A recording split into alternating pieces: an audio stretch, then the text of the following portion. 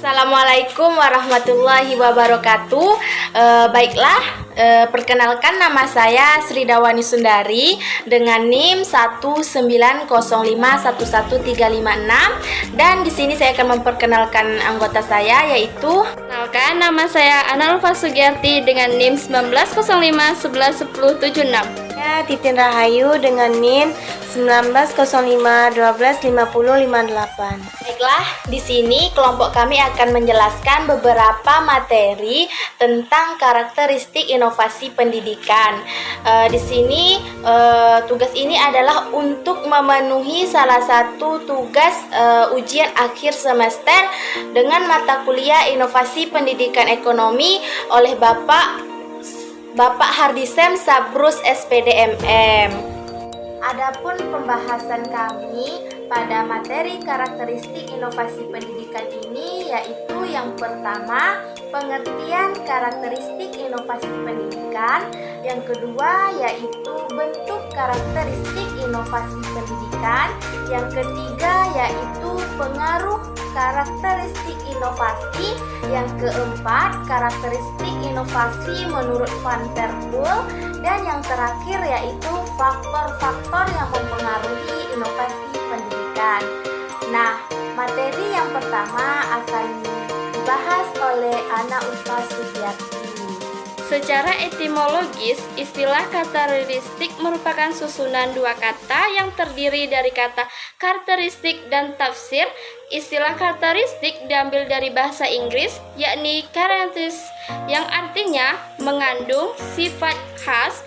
Ia mengungkapkan sifat-sifat yang khas dari sesuatu. Secara garis besar, karakteristik itu adalah suatu sifat yang khas yang melekat pada seseorang atau suatu objek. Secara umum, karakteristik inovasi pendidikan dapat diartikan berdasarkan kata karakteristik dan inovasi pendidikan. Karakteristik adalah ciri khas atau bentuk-bentuk watak atau karakter yang dimiliki oleh setiap individu, corak tingkah laku, tanda khusus. Inovasi pendidikan ialah suatu ide, barang, metode yang dirasakan atau diamati sebagai hal yang baru bagi seseorang atau sekelompok orang atau masyarakat, baik berupa hasil invensi atau disversi yang digunakan untuk mencapai tujuan pendidikan untuk memecahkan masalah pendidikan. Selanjutnya, bentuk karakteristik inovasi pendidikan. Bentuk karakteristik inovasi pendidikan terbagi menjadi 6. Yang pertama, baru berbeda dari hal atau keadaan sebelumnya. Yang kedua, kualitatif, meningkatkan nilai guna dan nilai tambah pada peningkatkan mutu. Yang ketiga, hal. Hal mencakup beberapa komponen dan aspek dalam pendidikan, baik berupa ide, kegiatan, praktek, kerja, dan hasil produksi. Yang keempat, unsur kesengajaan dilaksanakan secara terencana. Yang kelima, meningkatkan kemampuan berbagai sumber masukan yang ada dalam pendidikan yang meliputi unsur manusia, kemampuan dana, sarana dan prasarana.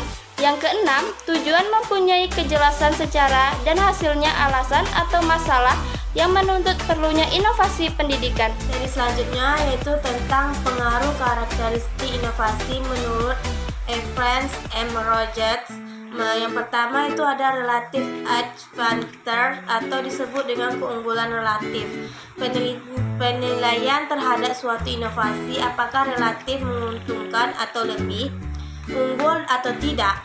Keunggulan relatif adalah derajat di mana suatu inovasi dianggap lebih baik dan unggul daripada yang pernah ada. Ukurannya terdapat memperhatikan semua aspek agar menghasilkan hasil penilaian yang sempurna. Materi yang kedua itu tentang compatibility, atau kita bisa sebutnya tentang kompatibilitas atau konsisten, yang dimana konsistensi dari nilai-nilai inovasi, pengalaman, dan kebutuhan. Yang ketiga itu ada complexity atau disebut dengan kompleksitas atau kerumitan, yang dimana suatu inovasi tergantung pada kompleksitas atau kerumitannya.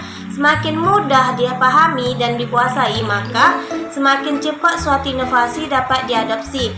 Kesulitan tentunya sangat berhubungan dengan pengetahuan dan kemampuan seseorang dalam menghasilkan istilah-istilah yang digunakan. Yang materi yang keempat itu tentang trialability atau disebut dengan kemampuan untuk dapat diuji, yang dimana inovasi yang sesungguhnya adalah suatu inovasi yang dapat diuji cobakan atau tunjukkannya untuk melihat keunggulan dan mengurangi keraguan terhadap suatu inovasi. Yang kelima itu ada tentang observability, yang bisa disebut dengan kemampuan untuk dapat diamati.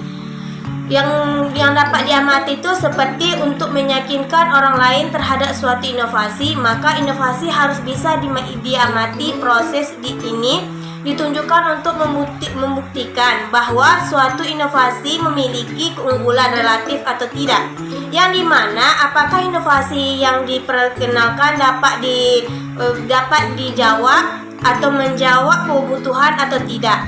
Semakin mudah dilihat orang lain, maka semakin besar kemungkinan inovasi tersebut diterima. Baiklah, materi selanjutnya yaitu tentang karakteristik inovasi menurut Van der Poel, terbagi menjadi 5, di mana yang pertama yaitu relative advantage, yang mana artinya relatif berguna dibandingkan dengan yang telah ada sebelumnya.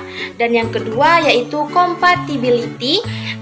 Maksud dari compatibility ini adalah apakah inovasi tersebut akan konsisten terhadap nilai-nilai, pengalaman dan kebutuhan. Dan yang ketiga yaitu testability, di mana maksudnya adalah seberapa jauh inovasi tersebut diuji cobakan. Dan yang keempat yaitu observability, di mana apakah inovasi tersebut dapat diperlihatkan secara nyata hasilnya. Dan yang terakhir yaitu complexity, di mana maksud dari complexity ini adalah apakah memerlukan pelatihan-pelatihan untuk mengaplikasikan inovasi tersebut. Materi yang selanjutnya, yang terakhir adalah materi faktor-faktor yang mempengaruhi inovasi pendidikan. Nah, faktor-faktor yang mempengaruhi inovasi pendidikan ini terbagi menjadi 2, di mana yang pertama yaitu faktor yang ada di dalam sistem pendidikan, dan yang kedua yaitu faktor yang ada di luar sistem pendidikan. Nah, faktor yang ada di dalam sistem pendidikan ini berupa kelemahan atau kekurangan dalam hal seperti misalnya perencanaan, pelaksanaan, evaluasi, penelitian, dan pengelolaan pendidikan yang mengakibatkan penyelenggaraan pendidikan yang kurang relevan, baik dengan kebutuhan masyarakat, kebutuhan dan perkembangan anak peserta didik, serta kebutuhan pengembangan pada umumnya. Nah, materi yang kedua yaitu faktor yang ada di luar sistem pendidikan. Nah, seperti apa sistem yang di luar pendidikan itu? Ada 4. Yang pertama yaitu eksploitasi penduduk yang besar menurut layanan pendidikan yang banyak. Nah, yang kedua yaitu meningkatnya aspirasi masyarakat terhadap pendidikan. Dan yang ketiga yaitu tingginya angka ketelantaran pendidikan. Dan yang terakhir yaitu belum tingginya kesadaran dalam masyarakat dalam melaksanakan perubahan yang sesuai dengan kebutuhan zaman. Nah, itu tadilah materi dari kelompok kami. Dapat kita simpulkan pada pembahasan kali ini bahwa inovasi pendidikan merupakan suatu ide, barang, metode yang dirasakan atau yang diamati sebagai hal yang baru bagi seseorang atau sekelompok orang atau masyarakat, baik berupa hasil invensi atau discovery yang digunakan untuk mencapai tujuan pendidikan untuk memecahkan masalah pendidikan. Sekian pembahasan dari kelompok kami, dan kami akhiri dengan Assalamualaikum warahmatullahi wabarakatuh. See you again.